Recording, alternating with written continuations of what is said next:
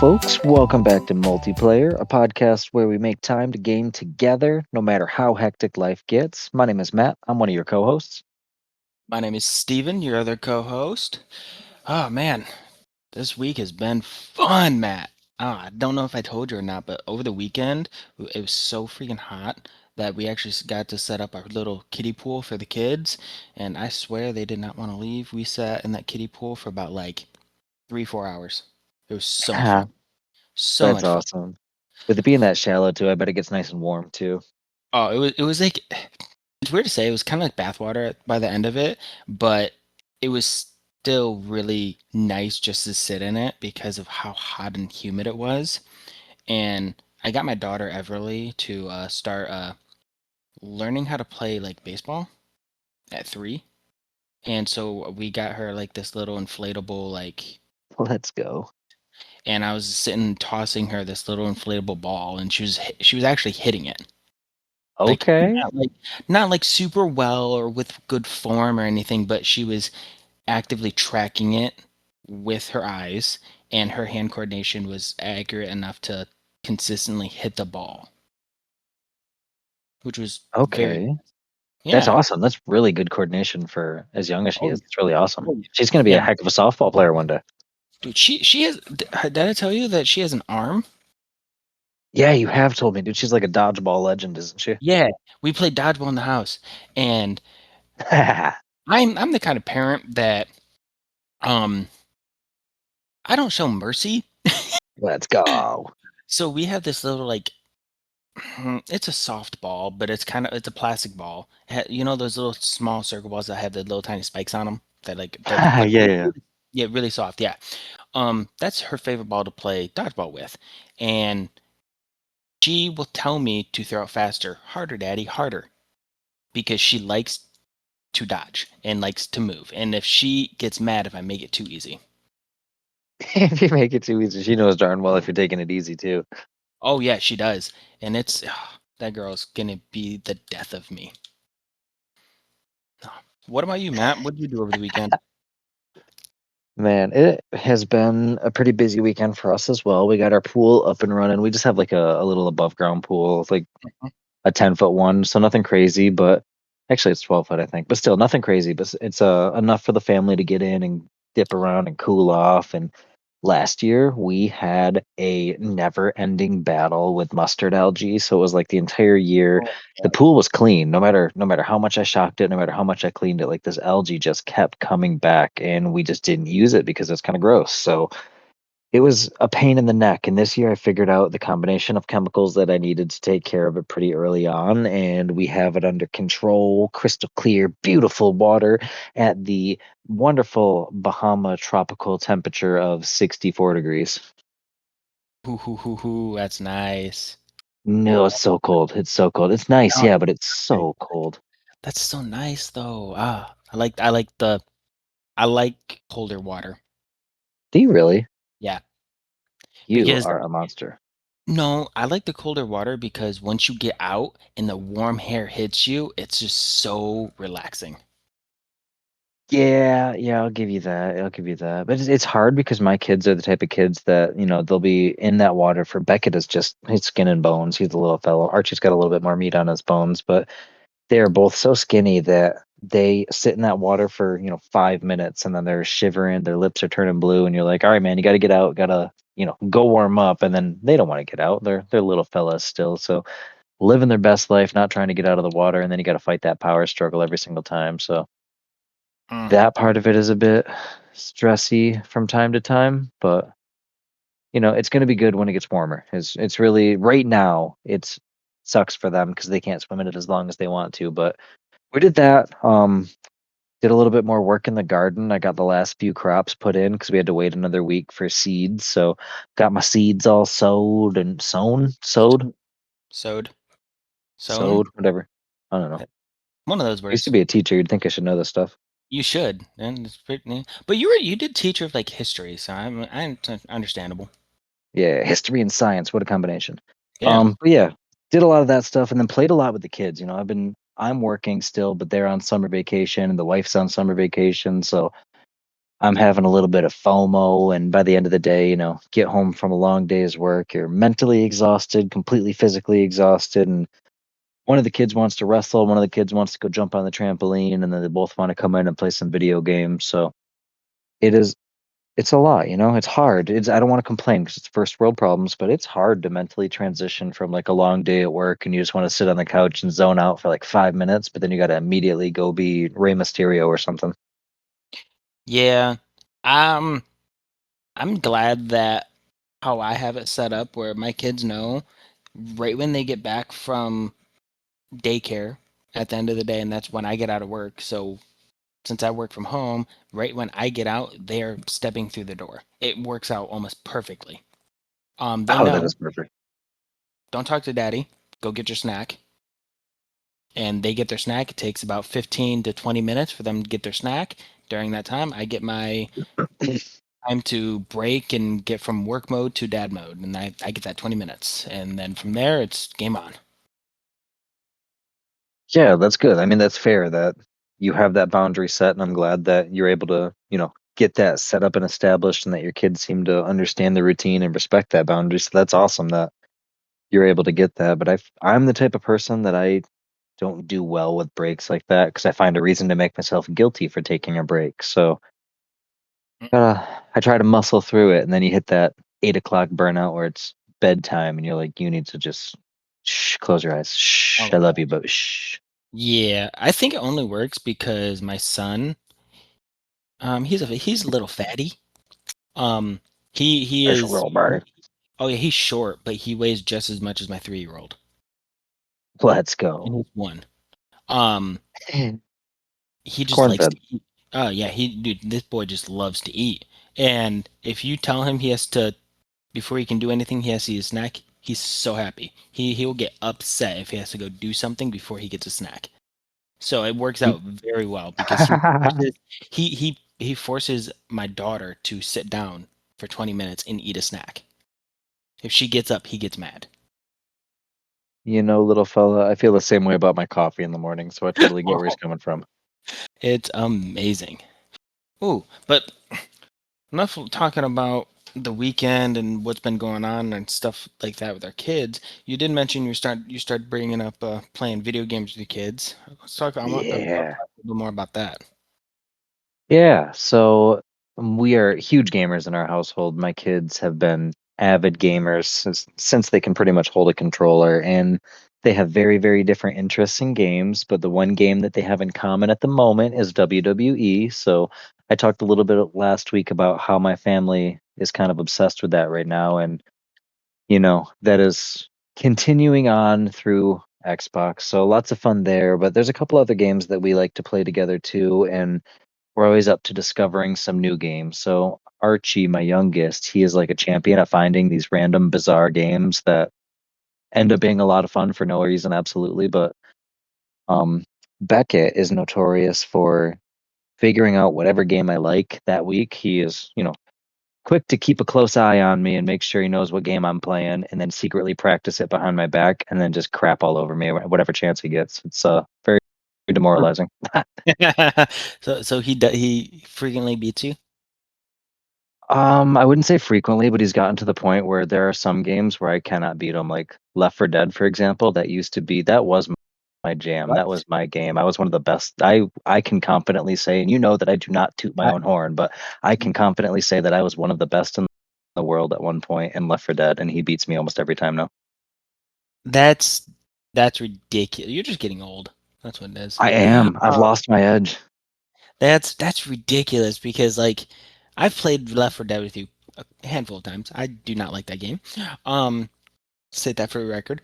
But I play it because you like it, and I've never even come close to beating you, like ever. Um, Yeah. Sheesh, that's Yeah, impressive.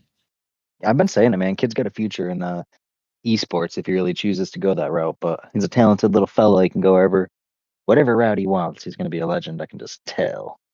Yeah, 100%. Man, so I don't know, from my kids though, they're not really playing video games right now because I have to be very strategic with it. because my wife doesn't want me to introduce video games too early. Um, because she's not a big gamer herself, so she doesn't see the appeal so much, Right, which right. that's understandable. So they haven't really played a whole lot, but my daughter, she pays attention very similar to Beckett. Um, but she will tell me if I'm doing bad in the game when I'm actually doing bad. And you need to do better, Daddy. You died too much. You need to fix this. You need to go over there. And she will sit there and like sit right next to be my co-pilot the whole time. I was playing Chivalry, and I love granted, that. I probably should have had the gore off, but I didn't. So, oh well. I And digress. We can get into that yeah, later. yeah, 100%. Um, and I was sitting right next to her, and she was watching me play, and I died like 3 or 4 different times in a row. And she goes, "Daddy, Daddy, hey, stop dying. You're better than that." You're better than that. She says, I'm disappointed in you. Yeah, that like broke my. I actually sat up and was like, okay, now I gotta play. Like Got to do I the gamer hunch at that point. 100%, dude. It was so crazy. I told my wife when she got home, she laughed so hard. She thought it was the cutest thing ever. That's awesome, man. And that is the first step right there to getting kids introduced into gaming, in my opinion, is the whole watching stage. That's how they all learn first. We all learned that way. If you have an older sibling or if your parent was a gamer, that's how we all learned, was watching somebody else play. And I feel like a lot of kids nowadays, if you're not watching your parents play, you're watching somebody play on YouTube or something like that. Mm-hmm. 100%. And yeah, that was definitely probably one of the first steps that I did with my kids. But I also did like a little cheater thing too. Um, I have found we were at like Dollar General one day, and I found this little like rubber mini Xbox controller, and I got that for my daughter when she was first born, and she would sit right next to me while I'm playing my Xbox when she was probably like 4 or 5 months old. She would sit on my lap. I'd play my Xbox. She would hold her controller, and she'd just kind of be chewing it and just holding it. But then she kept doing it over and over again. And then when I upgraded to a brand new Xbox controller, I gave her my old one, and she will still to this day come sit right next to me and grab her controller and act like she's playing and kind of like actually be watching this TV and holding the controller in the right way, which is awesome. That is awesome. That's great. Does she seem to have like a favorite type of game? I'm scared to ask, but does she have like a favorite? Yep. She likes any game that there is killing. Do you have any crickets? Yeah. She doesn't like it when I play sports games. She says it's boring. I tried playing racing games. She goes, "No, I watch mommy drive enough. I don't know." Um, her exact. Um, and she only really gets into it when I'm playing like Chivalry or Call of Duty or like a zombie game. Okay, all right. So she likes, to keep it action packed, maybe. Yeah, let's go with that. Yeah, We'll yeah. go with that. In a And we'll nice, get happy. into, actually, no, I was gonna say we'll get into it, but let's get into it now because I, I also am guilty, and this is gonna probably be an unpopular opinion in the parenting community. So feel free to comment and just light me up in the comments of this episode. But I let my kids play, not all, but a decent amount of M-rated games, and Left 4 Dead being one of them that I had mentioned earlier. Anybody who's ever played Left 4 Dead 2, you know that it's a horror game at its element. It's a horror zombie slayer. He plays Call of Duty. He's only 6. And the And reason he's I want to so good at it too. what? Sorry, he is so good at Call of Duty. I had to say it. I had to put that in there. He is so good at Call of Duty. Yeah, yeah. Him playing Call of Duty started off. He's been playing it since he was like 4 or 5, and that sounds really bad. So before you prejudge me, before you immediately change the station, because I clearly know nothing about parenting. Wait, wait. Let me tell you something. So we in our household do not hide anything from our kids. We do not lie about anything. We do not hide anything that's happening in the world. We are very open and forthright with anything that they want to talk about when they're ready for it. And my kids developmentally approach these games like Call of Duty. Beckett will play through some of these missions, and he wanted to help me beat the campaign one time when the new Call of Duty came out. We were playing a couple levels together. We skip a lot of the cutscenes because those are, semi questionable and all that. But anyway, in one of the missions, we spent an extra 15 minutes trying to figure out how to go around a house to not kill the bad guys in it because those bad guys probably have kids.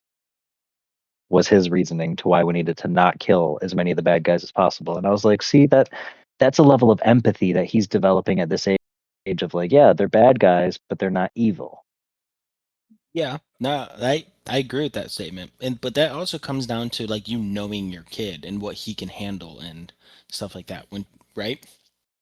Yeah, 100%, 100%. I know that he's able to differentiate, fact from fiction and reality from non-reality, and he does really well with us being there hands-on. We're watching, we're actively passively or not passively, we're actively watching these things, and engaging with him, having these discussions while he's playing these games. So we're talking about what's coming across and why it's happening, and when and where in the world does this happen? And then there's documentaries that we can back it up with. My kids love to watch documentaries at young ages. It's pretty sweet. Wow. Yeah, it's kind of surprising to me because like our kids are different ages. Like your youngest is older than my oldest. Um and so it's Yeah. like kind of funny because like we've been friends for years and I've seen the development in your kids from when they were first born to where they're at now. And it's just amazing. And I do probably should not do this. But uh, compare. I always do. This is my personality. I compare everything. And I The compare thief my of joy. all the time. Yeah, 100%.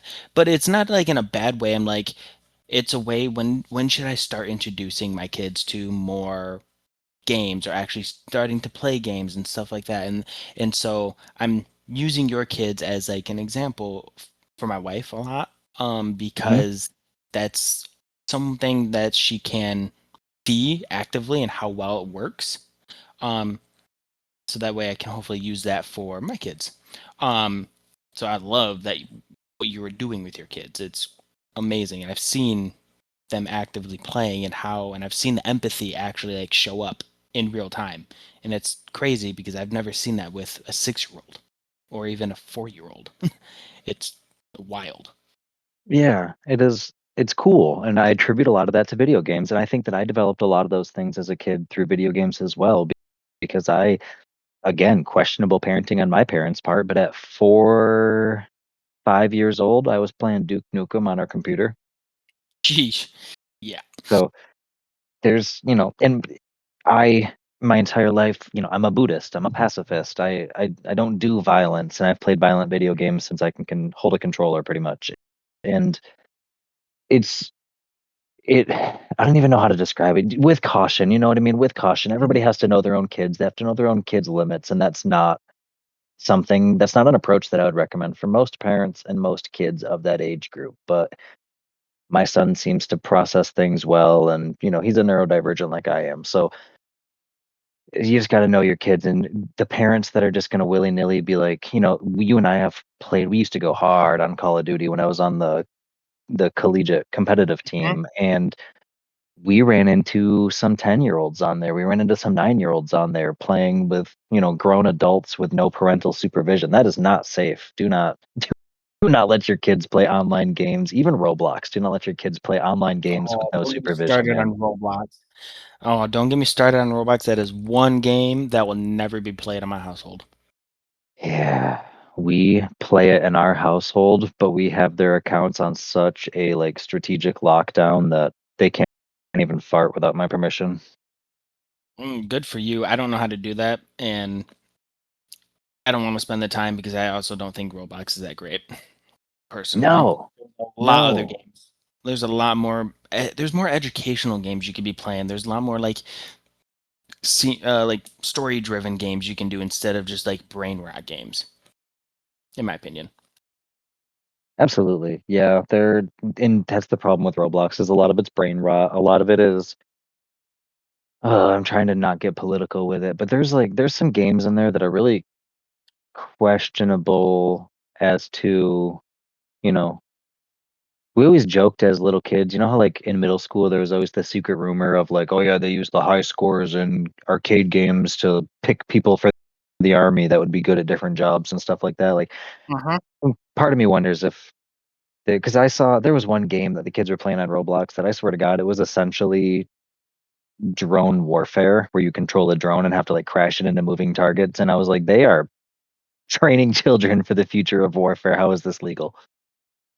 Oh, yeah. What wasn't there a whole thing about that, like news article that came out or something like Probably, that? man. There's been so many questionable news articles that have come out. The amount of like predators and things like that. There's been so many dangerous things that have come out about Roblox that it really It is that's sketchy to me.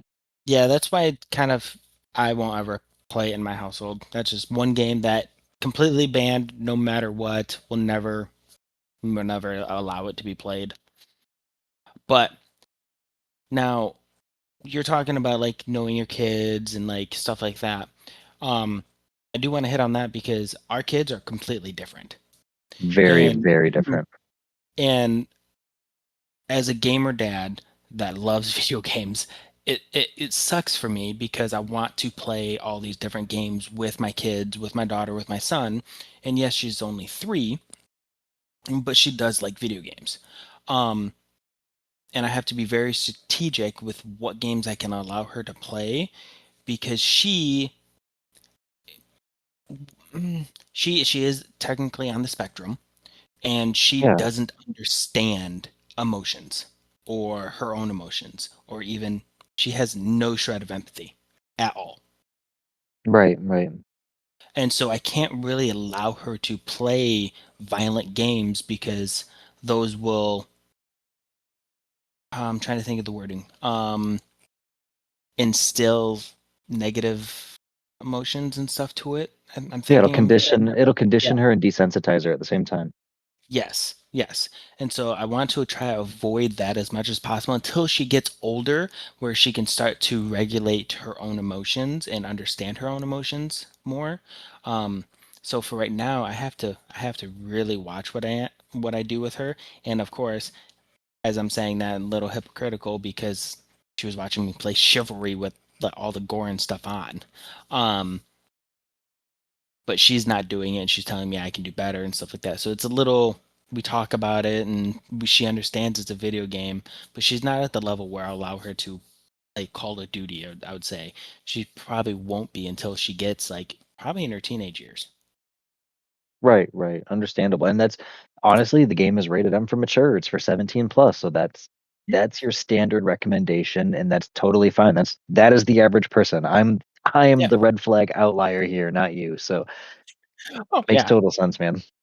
Yeah. I 100% agree. But so that's why I'm been trying to find like other games that we can get into. Like for you, in your household besides the games that you know is like, oh yeah, these are rated M or this is a frowned upon. What other games do you play with your kids that other families could probably adopt and join in and play with their kids, get them started into it? Yeah, and I want to start by prefacing with the fact that although those may be the like, core favorite games that he has, that is not the games that we play most often in our household. He'll play like, a half hour of Call of Duty out of his 4-hour gaming session. So they are games he plays, but they're not the only games he plays. So I want to like preface that of we play lots of other stuff, but um it's kind of hard because we have with my oldest being 6 and my youngest just turned 4, they're at different developmental levels. They're at different, eye-hand coordination levels, and the ability to comprehend mechanics is not quite the same. So we try to find games that everybody sort of has a fighting chance at.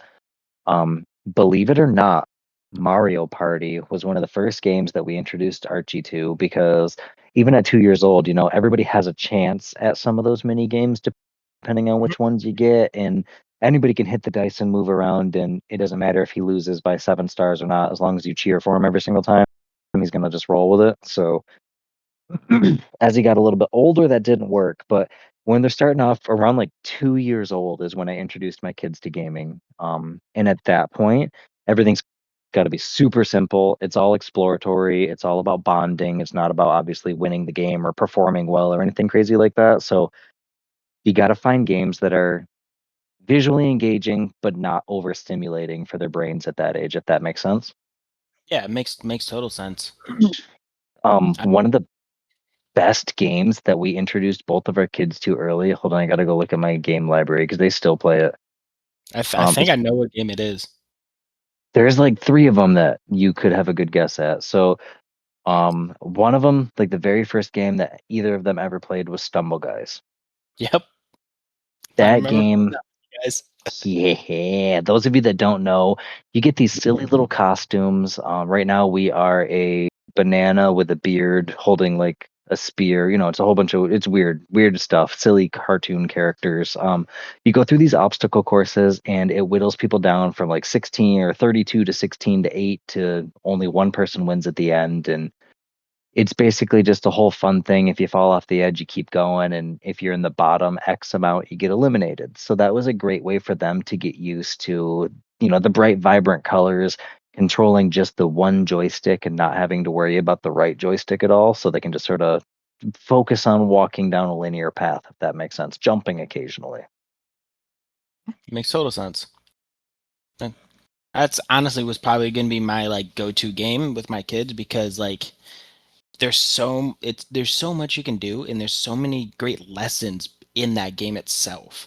Like because the games are a little bit faster pace, it doesn't take super long, so you don't have to sit around and play for 30, 45 minutes to an hour. You can do small little sections of like, hey, if you pick up all your toys, we can play a round of Stumble Guys and jump in, play. All right, great. Game's over. Let's go do something else. And that's a great way to kind of keep, in my opinion, for my household, a great way to keep them going and stuff like that. Um, but then also, it's very simple, like you were saying, and teaches a lot of good things. One of them is winning and losing, how to lose properly. Gosh, what an underrated skill, right? That's a for real power skill that you learn early on in video games. Oh yeah, there's been many of times that I've gotten very mad and, uh, but losing is part of it, It and is. It is. they need to learn. And Stumble Guys is a great way to instill that so they don't become little monsters, in my opinion.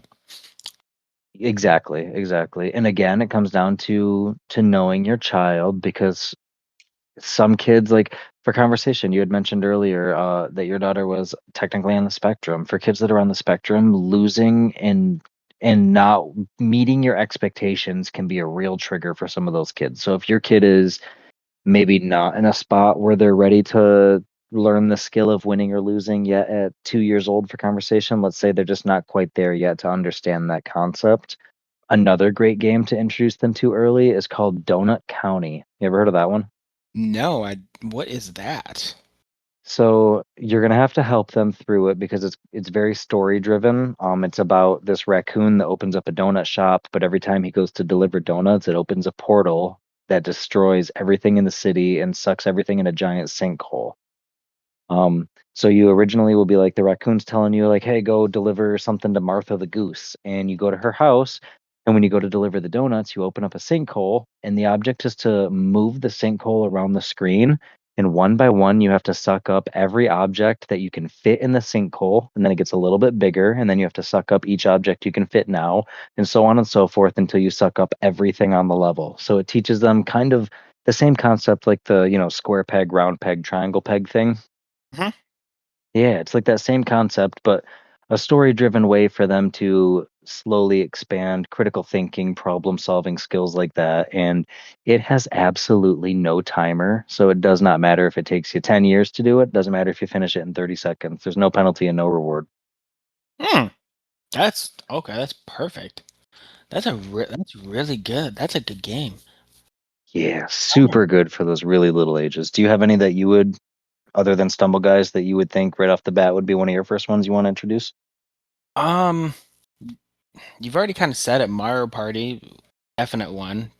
And also kind of going that same line is Mario Kart. I know that's probably a little advanced for little tiny kids, but I remember playing Mario Kart on the Nintendo 64 when it first came out when I was like 4 or 5. Yeah, 5 years old, I And think I was. yeah, it was super young. Um, I was really bad at it, but it was so much fun. I remember even like core memory just unlocked right now, thinking about it, is me and my brother were playing, and my mom and my sister were gonna go out to breakfast. They asked me, "Hey Steven, do you want to come to breakfast with us, or do you want to stay here?" And I told them, "Nope, I'm playing video games. I'm got my Mario, and I'm driving." And I stayed there and played and didn't go to breakfast. I still remember that. And then like 45 minutes later, I got super upset because I didn't get to go to breakfast. But like I was so invested in the game and having so much fun. Core memories, man. Oh my god, that was such a fun game. When that first came out, the original N64 Mario Kart, built different. Such a good game. Such a good game. And so that's another game I'd love to get them into trying to play. Another one that you actually told me about that I talked to Brittany a little bit about was Zuma. Mm, yeah. Yeah, you were telling me about that the other day, and I was like, that's a great game because it's super low graphic, low stimulant, and very, very simple. Um, Something very easy to learn. So I'm gonna definitely, hopefully, introduce them to that a little bit. Yeah, those are both games that I would honestly, the next step up from, beyond 2 to 4 would be like 5 to 7. And those would be two great games that I would recommend introducing around that age range. Did you know the Mario Karts nowadays have steer assist and acceleration assist? No, did not know Yeah. that. So you turn it on and the acceleration assist just holds A for you basically, so that way you don't have to worry about it. And the steering assist will keep you from going off the edge and keep you from bumping into the edges. So when Archie was, God, even 2 years old, you turn on the auto accelerate and the auto steer, and it's basically you being in control of an AI at that point. That's awesome. Super kid friendly. And you can obviously take that off as they get a little bit older. Around 5 to 7, that's where you start to get that basic control, being able to handle the controllers, being able to look around and walk around at the same time. So things can get a little bit more tricky. You can start introducing more co-op games, which is fun. One Ooh. game, yeah, one game that I would recommend introducing between 5 and 7 is oh, okay, no, I'm not going to say that one because you're going to review that one later. Mm-hmm. Um, okay, I'm gonna hold on to that one. Okay, It Takes Two. You ever played It Takes Two? Or no, not. Is it It Takes Two? Is Yeah, that it the one takes where two. you're the dolls? I, I huh. gotta, I gotta I look think it up real I quick. think so. It Takes Two. Yeah, Or It Takes Two. Um, Beckett and I beat that game when he was like 4, almost 5, probably. For those of you that don't know, you are two dolls, a husband and a wife that are going through like a divorce, and the daughter ends up doing some magic fun stuff that turns you into dolls, and you have to play through all these things in the household. And it is your classic, you hold the button and I run through the door, and then I'll hold the lever on the other side for you so you can do the same thing type of co op puzzle solving experience. Great, great bonding experience if you're patient. yeah. Huh. I wouldn't have thought It Takes Two would have been a good game, but now I'm now that I'm kind of remembering, maybe. Yeah, it's a little bit technical at times, so there's going to be parts where you as the adult are going to have to solve the puzzle and do the trickier one of the two options, but um for the most part it's a game that seems to be pretty easy to figure out. At least Becca did a great job with it. Hmm. um I'm Gosh. trying to think of another game that would be good. Um, Dang, I wish I would have wrote them down. Wish I would have made a list. Because I'm Yeah. blanking what games like Yeah. that I was thinking. Because I had a couple that I was thinking about, but now I can't think of them for the life of me. Um, Dang. Ah, that sucks. Okay. That's all right. I can stall a little bit while you think. Yeah, definitely. Please stop. And I'm trying to really think. There's one game that tip of my tongue. Yeah, so This age is also a great age where you can start to introduce some of the more, I don't know how you want to word it, more mechanic heavy games. They're able to start learning a little bit of the, strategies and things like that. Like Zuma, you had mentioned Zuma as one earlier, 5 to 7, great age group to introduce Zuma. That is for my old millennials. That's essentially Bust a Move or Super Bubble Pop, whatever you grew up, whichever version you grew up with.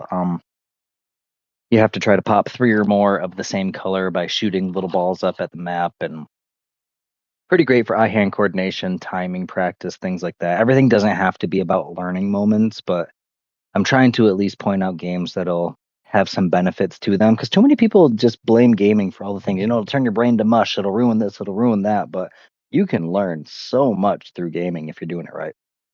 Oh yeah. Oh, I forgot to mention this, and this is kind of brought me back a little bit. Getting a little sidetracked, and I'm sorry. Uh, Game simulators, amazing Oh, games for kids. I forgot to tell you this the other day. Is I was playing roadside research, yeah. um, and I had Everly sitting on my lap, and she was actually taking control and like cashing out uh people What? as she was having so much fun being cashier. I was of course doing the money and stuff, but she was controlling it, like clicking the person. She was trying to talk to the people. Like it was so great. She was having so much fun. That's adorable. Oh my Yep. goodness. I love that. Simulators Uh, are so good. oh my gosh, yeah. But the game I was thinking about. Oh wait, never mind. I'm gonna review that later. Never mind. So many teasers. We keep Uh, teasing you I folks. know. Yeah. Dang.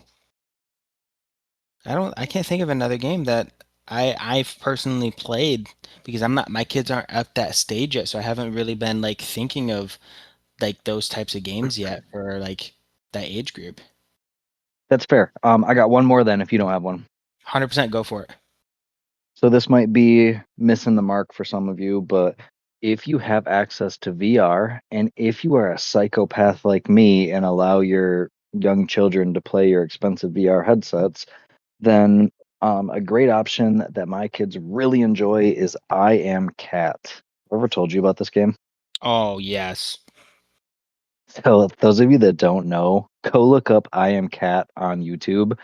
The first like 3 thumbnails you're gonna see are gonna be awful videos that are just purely for shock factor, where they show like, the cat like doing awful things like scratching the old lady's face and stuff like that. But those are things you can do in the game, but the whole point is to just be a mischievous, naughty little kitty. So my cats, oh my gosh, my kids will run around this old lady's house and they'll like knock the cups off the counter and like throw plates on the ground, and we'll jump up and play the piano and pop balloons and just silly little things like that. So if your kids are innocent and able to enjoy the innocent sides of the VR games, that's a really good one. But VR in general is not something I would recommend yet at this age group. So take that into consideration. That the game itself very fun. My kids greatly enjoy it, but VR in general generally not super suitable for that age group. Huh. I don't have a VR headset, so I would love one, but they're expensive. You just gotta learn to play the system, my guy. You gotta figure out a way to make it a work expense. Convince your work to buy it for you. Yeah, that'd be great. Yeah, hey guys, can my work buy this because it's gonna help me sell so much more stuff to possible clients if they have another VR headset. We can meet in real time and talk and chat on there. It'd be great. It's a great pitch. 100% gonna get it.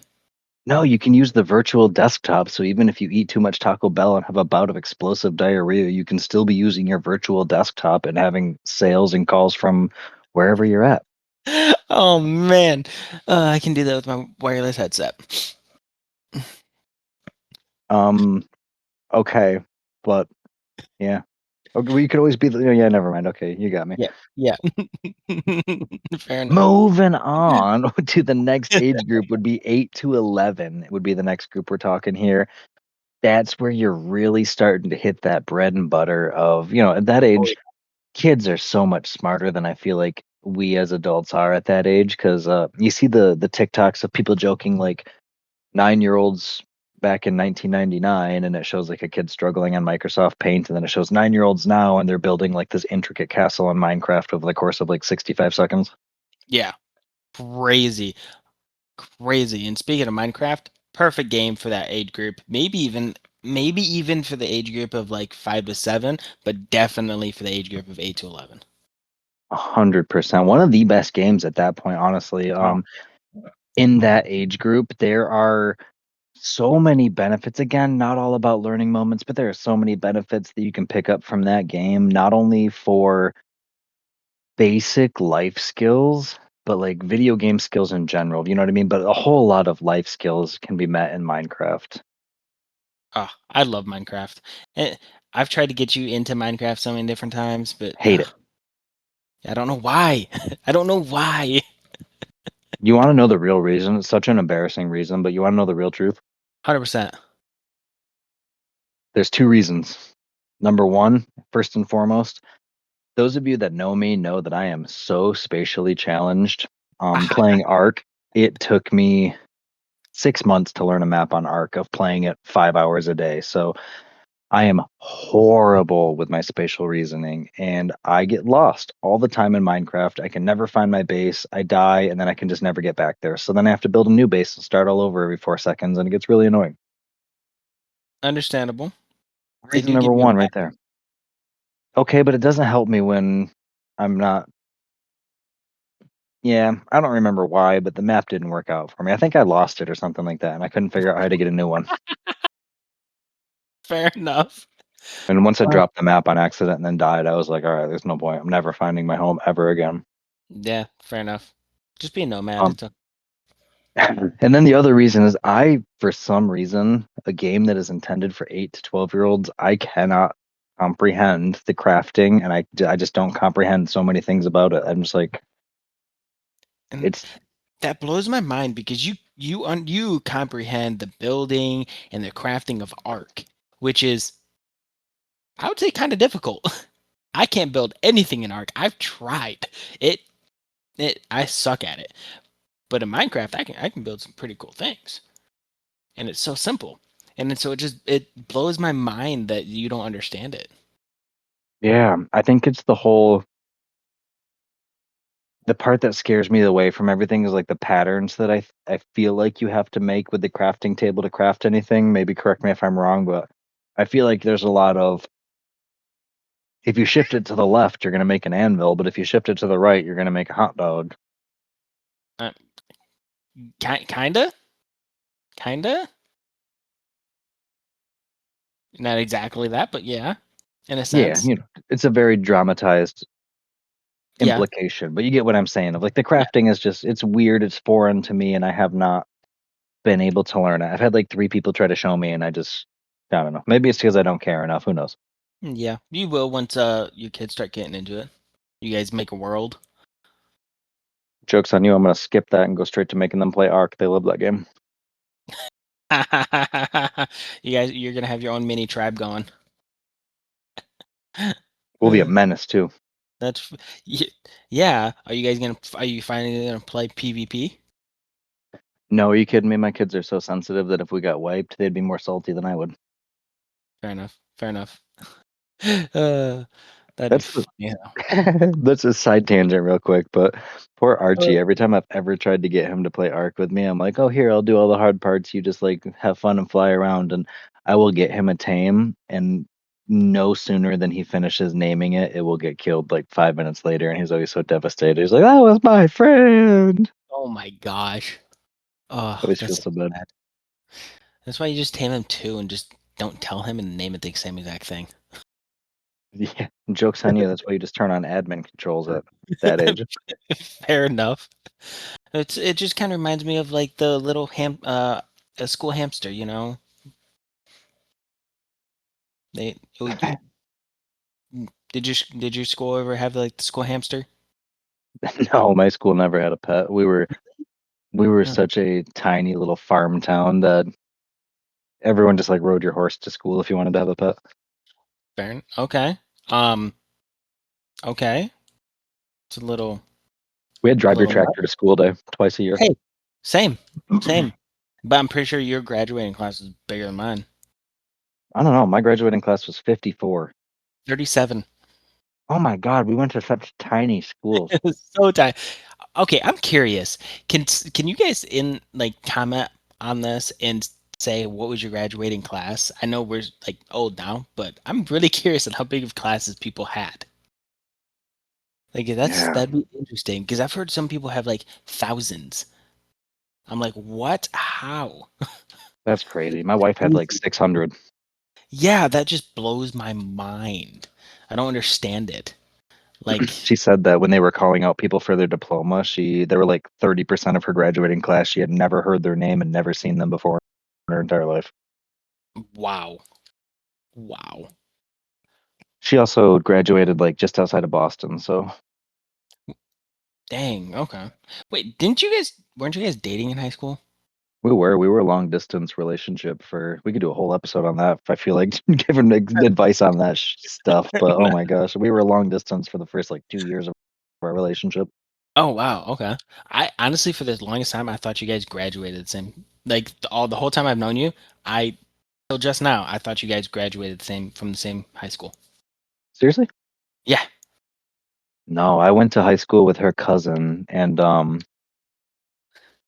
I was hanging out with him. Him and I were really good friends, and he was like, "Oh man, my cousin's gonna come over in a couple weeks and come visit because she comes to visit her aunt and her were super super close, still are. But she came to visit them every single year, and he made the mistake of showing me her picture on Facebook, and then when he fell asleep, I definitely stole her number out of his phone. Oh man, that's great. All right, get back on track a little bit. Yep, yep, back on track. Sorry, sorry. So 8 to 11 age group Minecraft, perfect game for them. Maybe even Ark Survival Evolved. Would you think? Before you jump to Ark, I would recommend Pal World actually. Oh, how world really? Maybe, maybe not. Do you think Pal World is? Are you saying that because you think it's inappropriate, or because you think it's more difficult than Ark? Um, yeah, I think it's a little bit more difficult than Ark, honestly. Really? Yeah. Even at its core value of, in Ark, you have to know, is it a passive tame? Is it a um active tame? Is it a carnivore? Is it a herbivore? Is it, what do you have to do this? And there's all the weird things for breeding and stuff like that. But I feel like Pal World is pretty simple of, get a stick and beat the crap out of it and then throw a ball at it. Yeah, but like when it comes to like crafting and like doing all that, there's a lot to it though. Man, that's a hard one. We could do a whole Ooh, episode on like comparing those two games, honestly, because they're so similar but so different. we could. And the one thing I think that sets them apart for a learner at this age is the amount that it holds your hand, because you get like the guidebook and you get the instructions and you get all these words that give you all the instructions for Pal World. But Ark is really a game where they're like, it's not even figure it out or die. It's figure it out while you die 5 or 6 times and then figure it out again. Yeah, okay, yeah, you're right. You're right. That makes a little more sense on that. So yeah, Arc is a little bit more challenging on it. Yeah. So Power Word probably be up there with before Arc. Yeah, that makes sense. But that still requires, like, that's not a, hey, my 8-year-old wants to learn how to play video games, don't jump right into Pal World. That's like a, my kid's been playing since he's 4 and we're ready for a harder game type of thing. Yeah, and I'd probably start off playing with them, helping them out, doing what you can with them because there's that game that game kicks my butt. And I love survival games. That's probably my favorite genre. And Power World still kicks my butt.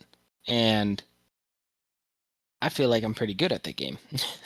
um, so like I don't know. That's just my take on that is, ooh, that game can be unforgiving sometimes. Yeah, yeah. And I mean, the unforgiving stuff, that's when you start to be ready for that unforgiving stuff when you get a little bit closer to 12 plus, I feel like. That's where Yeah. Even I don't know, even before that, I feel like we're not giving kids enough credit because Mm. I was playing GameCube games and beating them start to finish with their difficult Nintendo hard stories at like 9 years old, 10 years old. So Would you I mean, introduce Halo at this age? um, I play the Halo campaign with Beckett from time to time. He's not as into it because it's a little bit more tricky. Hmm. Um, but yeah, I would say 12 would be the perfect time to introduce Halo. It has all the beautiful features of a first-person shooter. It's got all the nostalgic things for those of us older gamer dads. But it doesn't quite have the profanity or the level of gore that you see in Call of Duty and other first-person shooters. Yeah. Now, what about like we haven't really talked a lot about racing games. Um, Mm. and there's a lot of really good racing games, and probably one of my favorites is from all-time favorite racing game is Need for Speed Underground. Oh, such a fun game. I still have that game. I I love that game. Oh, this is the age group that I would kind of introduce that because you need pretty good hand-eye coordination while driving, understanding the controls and stuff like that. Um, so this age group would be perfect in my for me to teach my kids. Um, bring them involved in like Need for Speed. Now Forza, it's a little bit more difficult than Need for Speed. Need for Speed is Yes. a dumbed down version of driving. It's very easy controls, easy play, stuff like that. Um, Forza, I would probably wait and do it until they get an understanding of Need for Speed. Yeah, Forza is definitely an advanced racing game. They've got all those realistic tunings you can do on your cars and stuff like that that have like a major impact on the performance, and they expect you to know, do you want, firm or soft this or that, and how high do you want your suspension and things like that that you just don't have to worry about or manage in the Need for Speed game. So if your kid is really into that tedious type of management, or if you guys are like car buffs, then heck yeah, check out Forza. But Need for Speed is a great place to start. You're totally right. Beckett loves Need for Speed. His favorite Oh, one is Hot Pursuit. Hot Pursuit. Oh, that is a good one. That is a good one. Oh Yeah, he likes to be a cop. man, I kind of want. I want to play Need for Speed now. I want to play Need for Speed Underground. Ah, I it's like such a I fun like the game. car customization. Mm, so much fun. Did you like Need for Speed Underground or Underground 2 better? Underground. OG. Yeah, the OG one was so good. The drag races were so fun in that game. Oh, so much fun. So much fun. I remember spending hours because I had it on the PlayStation too. Um, I remember spending hours when I was supposed to be sleeping, just sitting there playing and having the greatest time. Oh, my mom would come in and like tell me to go to sleep, go to bed. I have school in the morning. And it's like 2 in the morning. Oh, okay, okay, after this. Yeah, yeah, 100%. I have to finish this race, mom. Oh man, nothing would beat the pure joy of pink slipping somebody on this new car that has been kicking your butt. Oh man, that was the hardest thing for me to do though, because I would get invested in my cars. I would do every fine detail I could. I would customize. I would go through like every paint I wanted. I'd get it exactly how I wanted it, and I would never do pink slips because I did not want the uh, chance of losing my car. You just gotta master the art of knowing when to hit the reset button. I was that Yeah. kid growing up. Oh, I'm not. I wasn't that kid now back then. I'm not the kid now. I still don't do that. I don't even like No? dying in survival games. Oh man. I don't mind dying in survival games, but I'm the type of person that I have no shame in force closing an app and reopening it. Sure, call me a poor sport, I could really give a hoot less, but if it is going to prevent me from being set backwards, like for example, the UFC game or WWE, if you lose in your career mode, you can get from rank like 12 to 18, and then you got to win like six more matches to get back up, and ain't nobody got time for that. Oh man. Now, what I kind of want to move on to the next age group, 12 plus, right? Yeah, yeah, yeah. Um, what games would you recommend this? Would you start recommending a lot, like pretty much any game, or would you still have limitations? What would you recommend? This is definitely where everything opens up to your child. I have seen some kids that are able to play Grand Theft Auto at 12 years old and have no problem with it. Um, and Oh, I've seen kids that have not been allowed to play anything other than sports games until like 16. Like my cousin, he was not allowed to play any game that was not a physical active game. So it had to be Wii Sports or Dance Dance Revolution or Just Dance. It had to be something where he was physically moving or he was not allowed to play it. So like you have to know your own kid at this point in time. My children, when they hit 12, will be allowed to play most games within reason. I'll allow chivalry, I'll allow Halo, Call of Duty, things like that. But I still will not allow I won't allow Grand Theft Auto. I will not allow games like the back rooms or anything like that. Nothing that's gonna no nightmare fuel. yeah, I agree with all of that. When you had my heart racing for a second when you said Grand Theft Auto, I'm like, oh, there is no way I'm letting my kid play that at 12. No, Even no, no matter how advanced and mature they are, I still won't allow them to play that because there's so much to that game that they don't even understand yet. Like, it's a great game. I love the Grand Theft Auto series. Can't wait for Grand Theft Auto 6. It's gonna be so much absolutely. fun. But they're gonna have to wait until they're at least like 16, 18 to play that. Yeah, I will not even play those types of games around my kids. I we let our kids play a lot of things they probably shouldn't, but the games that they are not allowed to play, I am not allowed to play in front of them. So Grand Theft Auto will be one of those that like they have never.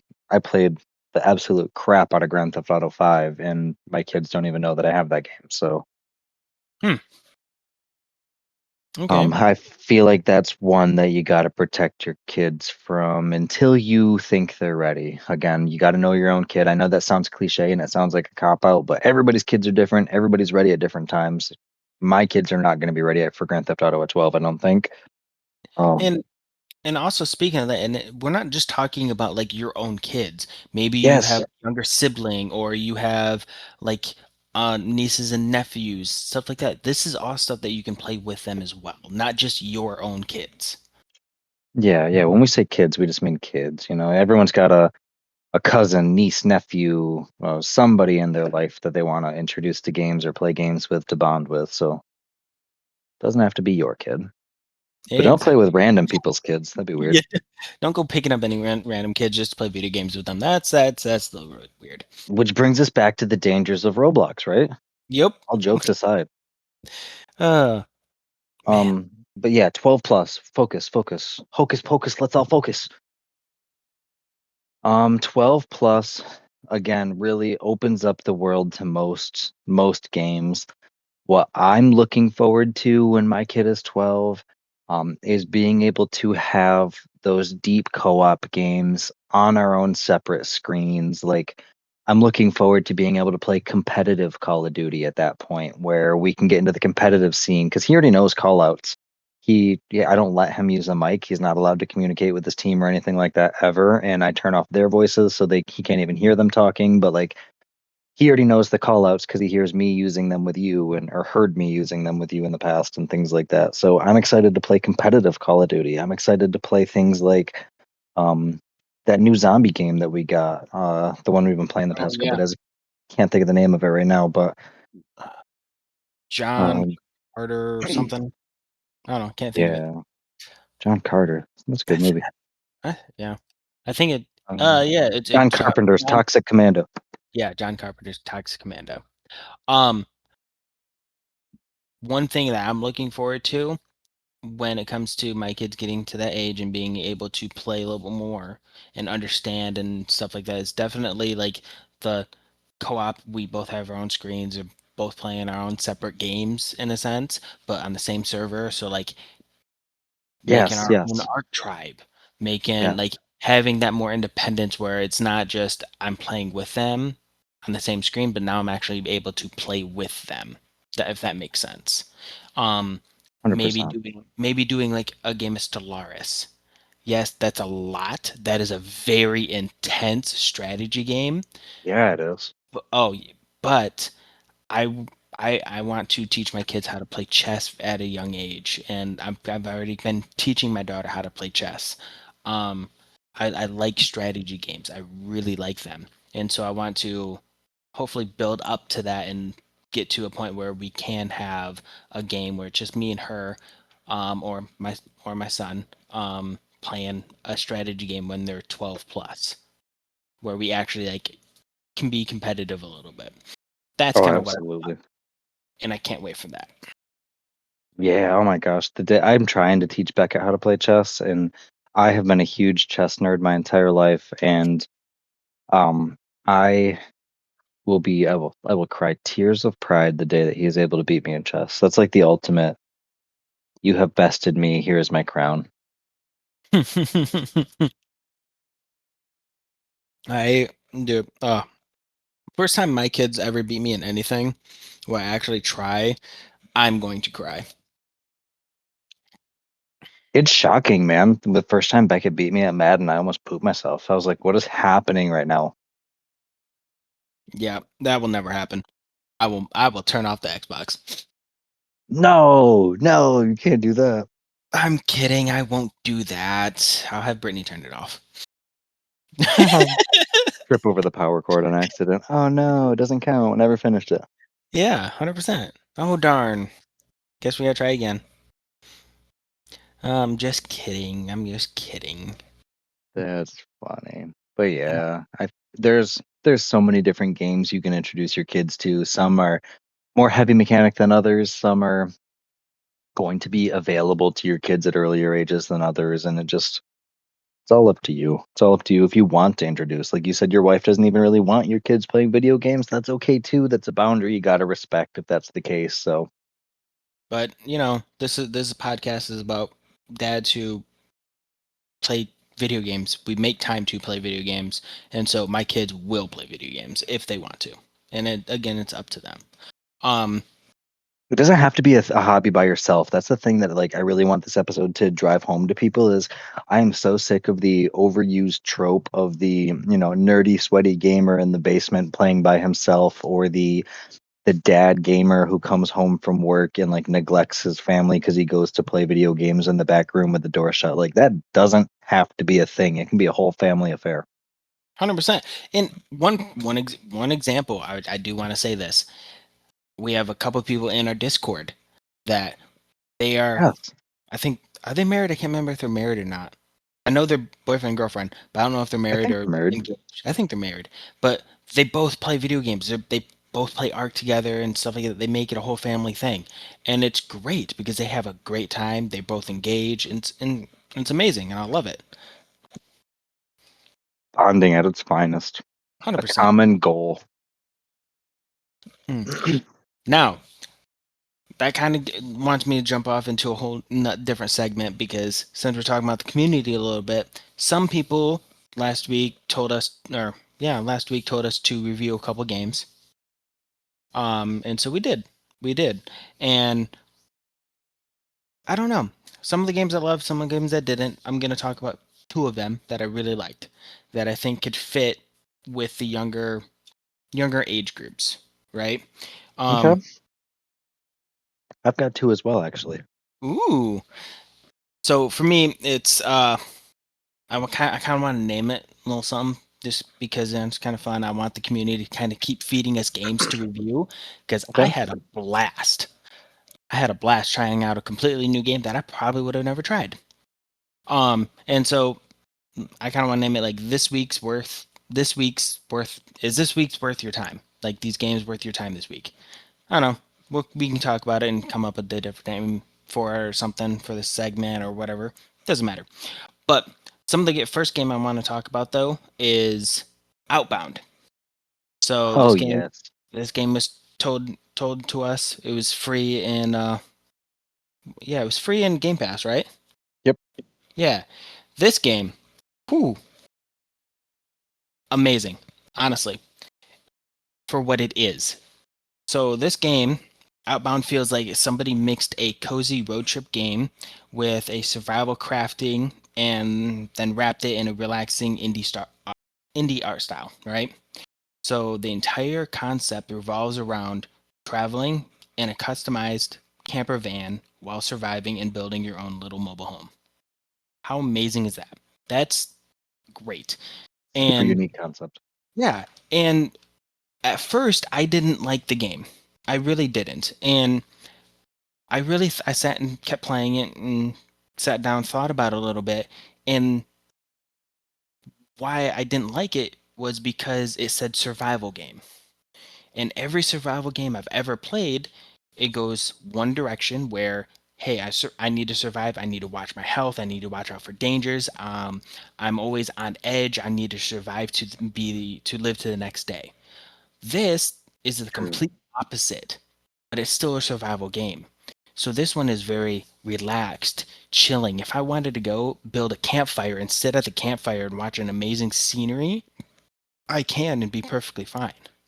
Um, and so it's perfect for kids because there's no dangers, there's no like terrible things that are happening, not no violence.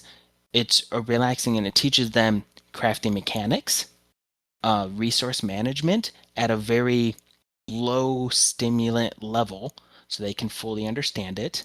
The crafting, they might need a little help with the like mini game that's there, but it's literally one click button. So they should be able to pick up, especially if they're in the age ranges of like 6 to 8. They should be able to pick that up really easily.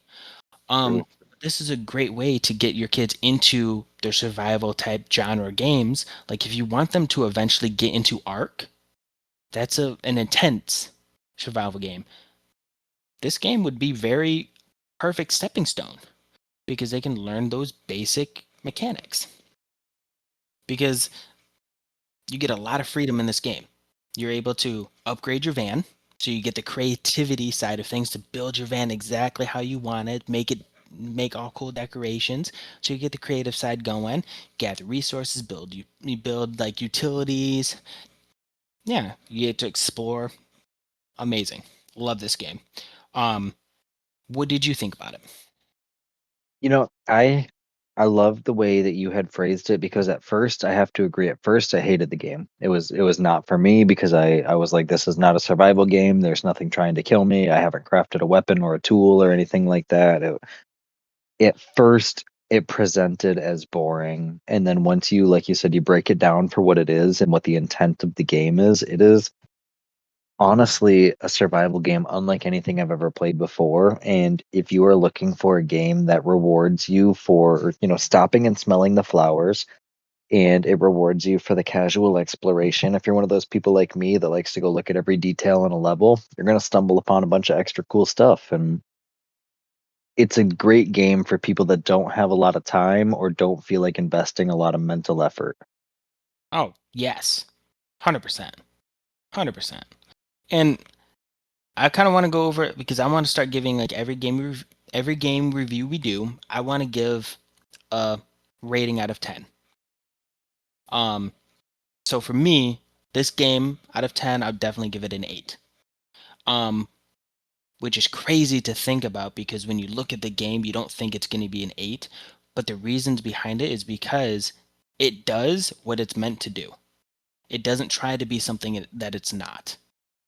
And it does what it needs to do very, very well. And that's why it's an 8 out of 10 for me.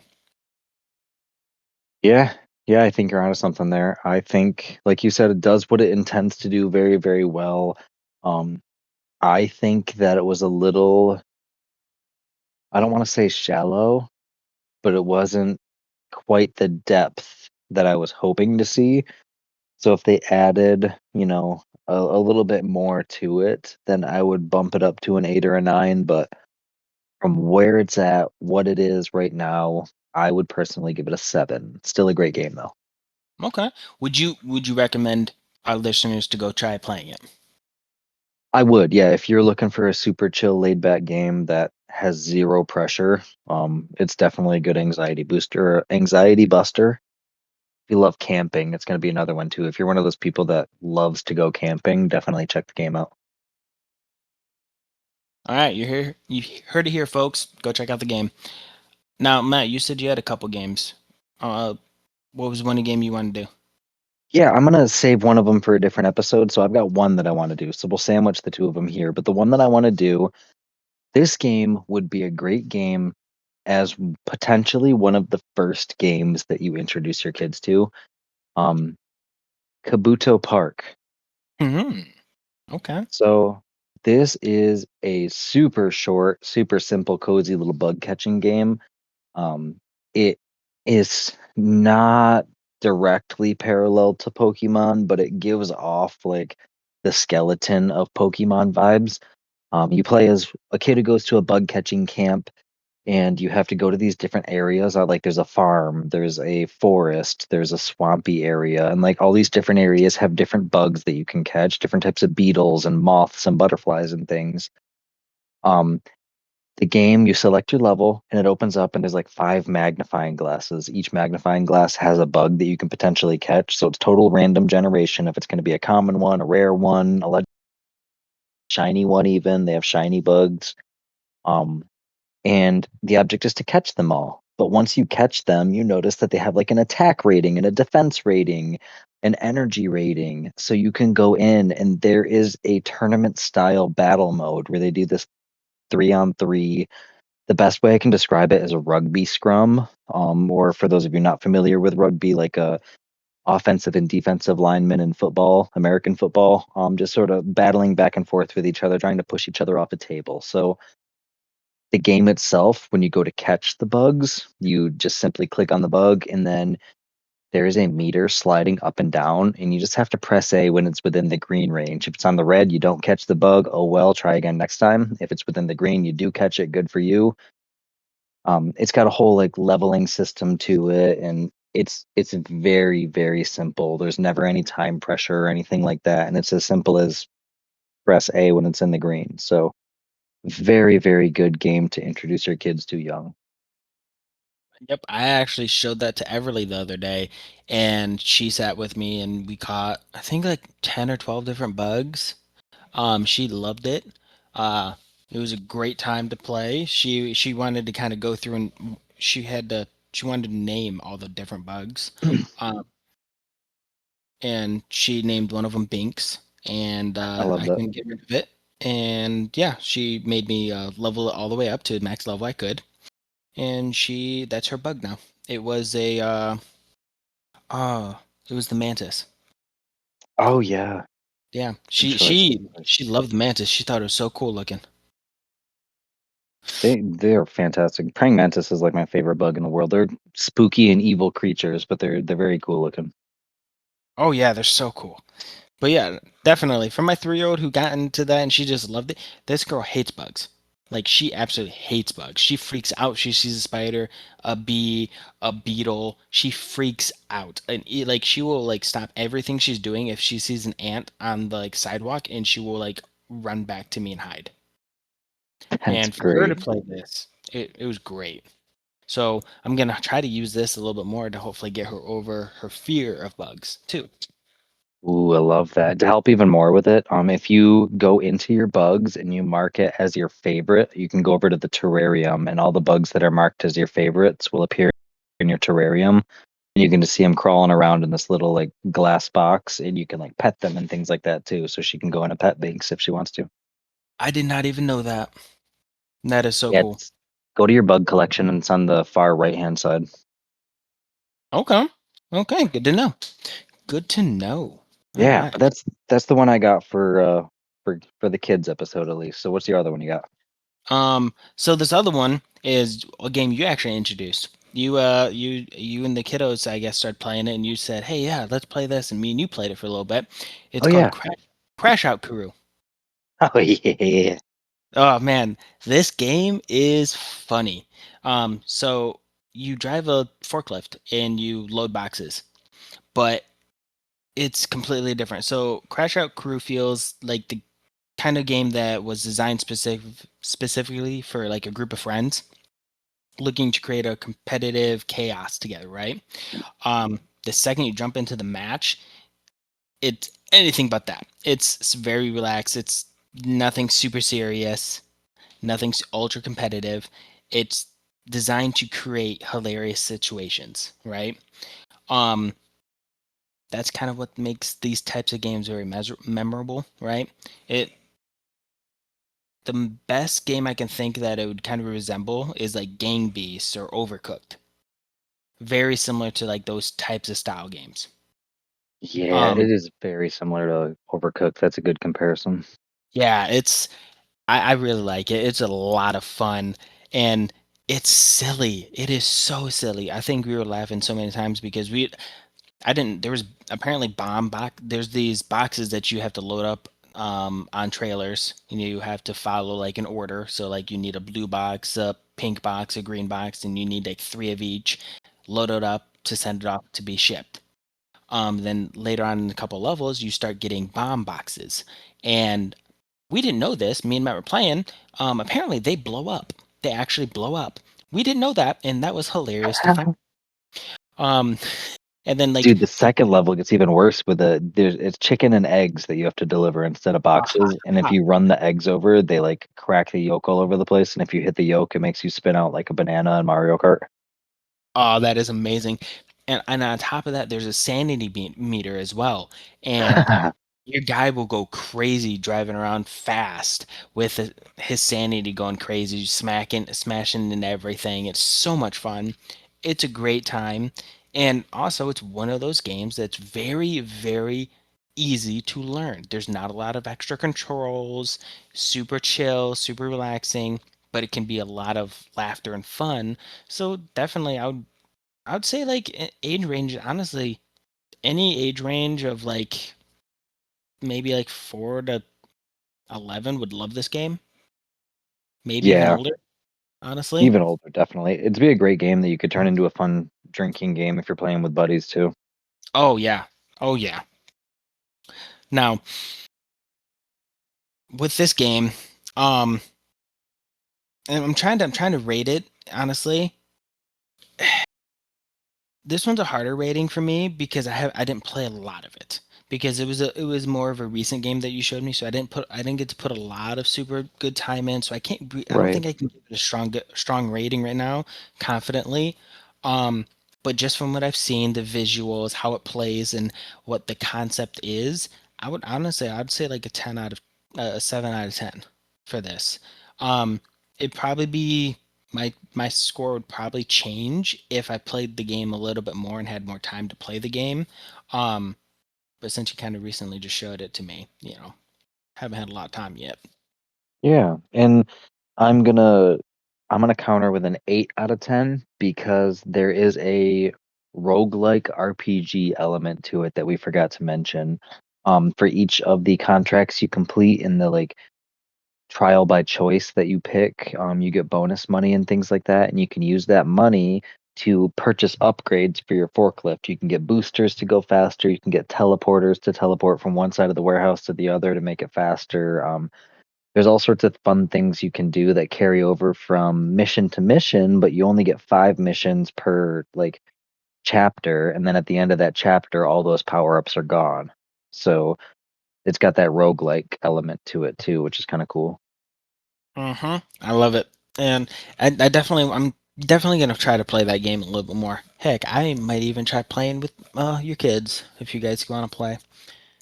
Yeah, I'm sure they would. That'd be a lot of fun. Beckett's pretty good at it. Archie's not too interested in it because he gets frustrated really quickly because he bounces off the wall 3 or 4 times and all of a sudden his guy's going crazy and he can't control him. Then he's mad, but Beckett enjoys it. I love it. So yeah, those are the games of the week for review. Definitely, if you have a game that you want us to review, um, comment comment down below. Let us know. I'll probably try to pick two every week to review. Some weeks I might only be able to do one, but I'm gonna try to do two and keep that going because I had a lot of fun playing some random games that I probably never would have picked. Yeah, 100%. That's the greatest part, broadening your horizons when you would never have tried that game in the first place. But the weeks that we have bigger ones, like maybe next week we might do Subnautica 2. So if we're Yeah. doing a review like that, that might be a thick enough review that we might only do one for the week. So we'll see. We'll play it by ear. Yep. But For sure, we're gonna. I can't say for sure. We're gonna definitely next week try to do a good review on Subnautica 2. We both been playing a good bit of it, and I think I have a strong review going for it. And I want to hear what Matt has to say on it as well. Yeah, yeah, I was really fanboying before it came out, so am I thrilled? Am I horribly disappointed? The world may never know. You find out on next week's episode.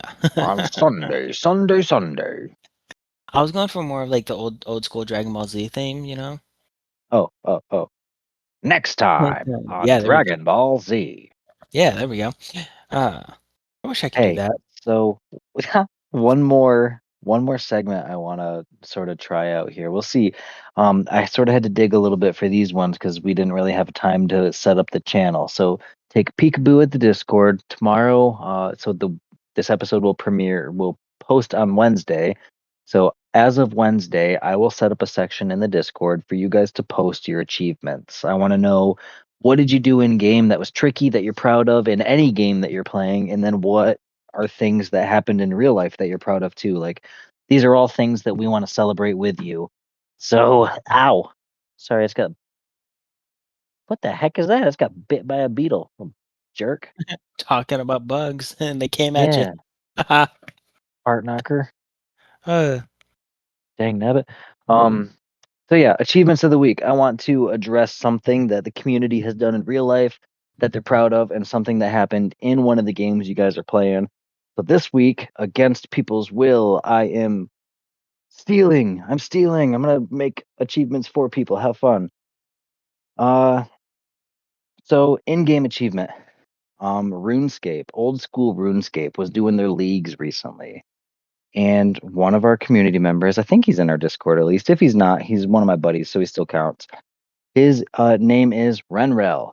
Renrel was number 2 in the world at one point, I believe, for collections logged during leagues. So it's like a 60-day temporary game mode. At the end of those 60 days, your character is deleted, all your progress is deleted, everything you did no longer matters. It's all just temporary rush while you still can. And in that time, he was doing a whole bunch of things in the game to unlock different items, and each new item that you get in your possession, you have as a logged collection. And he was up there with, number 2, 3, and 4 pretty much the entire leagues. And I want to say he ended at 3, but was at 2 for most of leagues. So good for him. that's impressive. Wow, Super that's impressive. so hard to do.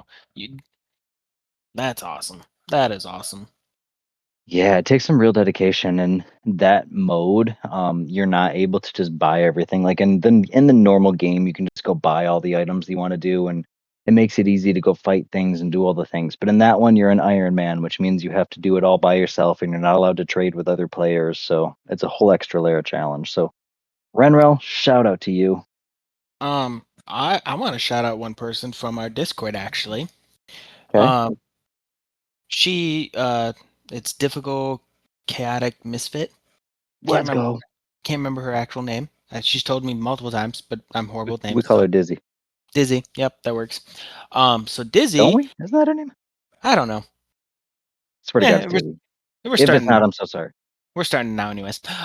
So she actually just got a promotion at work, and she wanted to share with Diffie, everyone. not Dizzy. Sorry, Diffie. I'm stupid. Diffy, not Dizzy. Uh-huh. So yeah, she just got a big promotion at work. Which she's super excited about. She's been working towards it, and I think she's now Yes. like kitchen management of some sort. Where she works, which is amazing, and she's been working her butt off to get it. And she was so happy to share that the other day with us. So I want Yeah, absolutely. She's been on a journey too. It's been, a process for her to she's climbed the ranks. Like, you know what I mean? Though in the time that she's been in our Discord, I believe she has worked her way up like pretty yeah. substantially. So I'm pretty proud of her for being where she's at right now. Oh yeah, she definitely works her butt off, and it definitely shows. And guess what? She's working her butt off getting these promotions, and she still has time to play video games, which is amazing. She makes Ooh, that. yeah. Mm. See, making time to game together. Couples that game together stay together. That'll be a whole episode coming up in the future. Oh, don't get me started.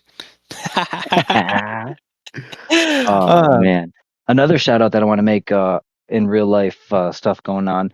Our buddy Chuck, by the oh, time this episode posts, should be, pretty darn close to welcoming a new addition to their family. So shout out to Chuck and his family on the wonderful new addition that they got going on, and I hope the new bundle of joy is welcomed and received well by the oh, world. they're getting a new doggy? Yes, yes, they are, Stephen. I'm just kidding. I know they're having a baby. Just kidding. Yeah, Uh, so expanding the family is always fun. So congratulations to them on that. Woohoo! All right. I Um, can't think of any more achievements that I can think of. no, trying to that's think. really it that I can think of. People, well, like I said, it'll be an option in the Discord for you guys to start posting these things so that way we can use them for the next upcoming weeks because we want to celebrate all the cool things that you're doing as well. So if you got a screenshot, fantastic. If not, then let me know what you did, what game it is, and maybe a little bit of context because those of you that don't play RuneScape, getting number 2 on collections logged in leagues is a sentence that means nothing to you and you're the first in your bloodline to ever hear it. But give us a little context so that way those of us that don't know the game can at least look into it a little bit, That way we can celebrate with you fully. We want to appreciate it. Yes, I love it. Like it. All Oh right. yeah. Yeah, man. So I think that's really all we've got for this week. We've rambled and it's been a long episode. Yeah, I'm getting a little tired. I'm not gonna lie. So I think good episode. I'm really happy for it, and I'm actually kind of excited for the next episode. Yeah, I am too. Have we decided and ironed out what we're doing next week? I thought we were gonna be doing the like couples thing.